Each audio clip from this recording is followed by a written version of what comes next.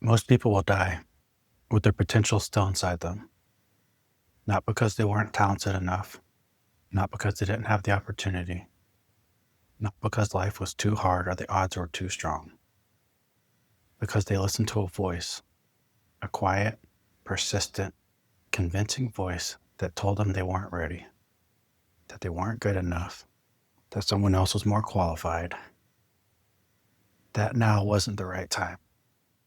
That voice has a name. It's called doubt, and it is silently destroying more lives than failure ever could. Because failure, you can recover from. Doubt stops you before you even try. Today, we're talking about doubt, where it comes from, what it cost you, and how to destroy it before it destroys you. My name is Brian. This is The Grounded Life. Let's get into it. The first thing I need you to understand is this: doubt is not wisdom. Doubt is not caution. Doubt is not your conscience protecting you. Doubt is fear wearing a suit. It sounds reasonable. It sounds measured. It uses words like maybe, someday. Are you sure? What if this doesn't work? It presents itself as the responsible voice in the room, the realistic one, the one looking out for you. But it's lying to you.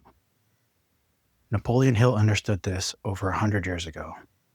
In Think and Grow Rich, he identified fear and doubt as the single greatest destroyers of human potential. He called them the enemies of achievement, and he was right.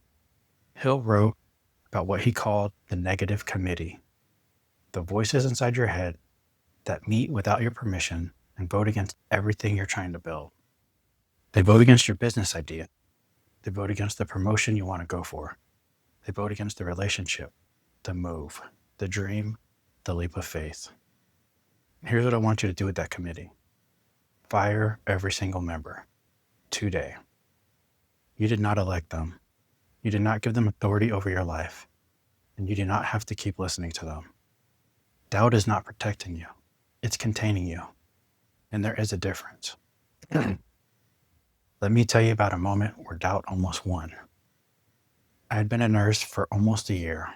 1 year. I was still learning. Still finding my footing. Still in that season where every shift teaches you something new and humbling. And I was offered a director of nursing role. And let me be honest with you about what happened inside my head when that offer came. The voices showed up immediately. Who do you think you are? You've been a nurse for a year. There are people with decades of experience who could do this job. What makes you think you're qualified? What happens when they figure out you don't know what you're doing? That's imposter syndrome. And if you've ever been given an opportunity that felt bigger than you were, than where you were, you know exactly what I'm talking about. Imposter syndrome is doubt with a specific target. It doesn't just tell you that you can't do something. It tells you that you are not the kind of person who does that thing, that you don't belong in that room, that it's only a matter of time before everyone figures out you don't deserve to be there. I took the role anyway. Not because the doubt went away. It didn't. I took it because I made a decision that the voice of doubt was not going to have more say over my future than I did. And that decision, that one decision to move in spite of the fear, opened doors I couldn't have planned for. It built skills I could not have developed any other way. It proved something to me about myself that no amount of self-talk could ever have manufactured. You don't overcome doubt by waiting for it to leave. You overcome it by moving forward while it's still loud. Napoleon Hill spent 20 years studying the most successful people in the world. He interviewed over 500 of them. When he distilled everything he learned into principles, doubt and fear sat at the top of the list of things that separate people who achieve from the people who don't. Hill said that our only limitations are those that we set up in our own minds. Let me say that again. Our only limitations are those we set up in our own minds. Not the economy, not our background, not our education, our zip code, our past mistakes, our own minds. The stories we tell ourselves, the voices we choose to listen to. He also taught that adversity carries with it a seed of equal or greater benefit, which means that even the seasons where doubt won, The opportunities you don't take, the chances you let pass, even those moments are not wasted if you learn from them. But here's the part that Hill understood that I think gets overlooked. He didn't just say, think positive thoughts. He said, you have to take action. Definiteness of purpose combined with action is what breaks through doubt. Faith without work is dead. The Bible said that in James 2:17. Hill said something remarkably similar from a secular perspective. Thought without action is just daydream. The way you destroy doubt is not by thinking your way out of it. You act your way out of it. You take the step. You make the call. You send the application. You say yes to the role. You start the channel. Every action you take in the direction of your goal is a vote against doubt. And eventually the votes add up. I want to leave you with something that has stayed with me for a long time. Think about the richest place on earth.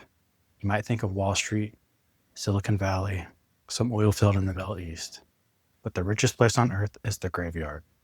Because in that graveyard are buried books that were never written, businesses that were never started, songs that were never recorded, inventions that never made it out of someone's imagination, conversations that were never had, contributions that the world never got to receive. All of it buried.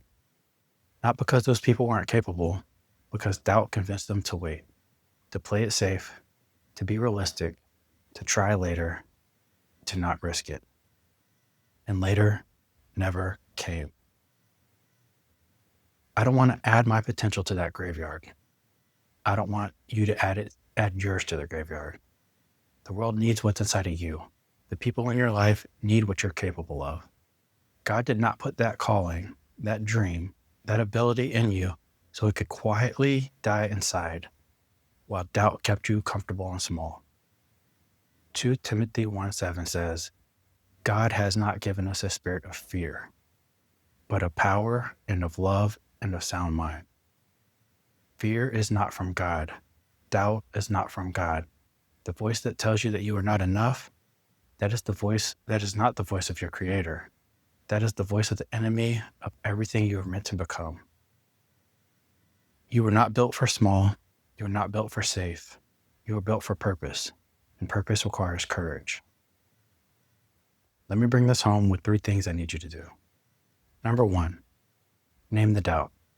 Write down the specific thing doubt is telling you right now, the exact voice, the exact fear. Name it, because unnamed fear has all the power. Named fear can be confronted. Number 2, take the action today towards the thing doubt is blocking. Not tomorrow, today. 1 step, 1 call, 1 application, 1 conversation. Act your way out of the doubt. Every action is a vote against the negative committee. Number 3, fire the negative committee. Every voice in your head that is consistently voting against your growth, your potential, your calling, fire it. You didn't elect it. You don't need it. Replace it with the truth that you are made on purpose for a purpose, and that doubt is not the author of your story.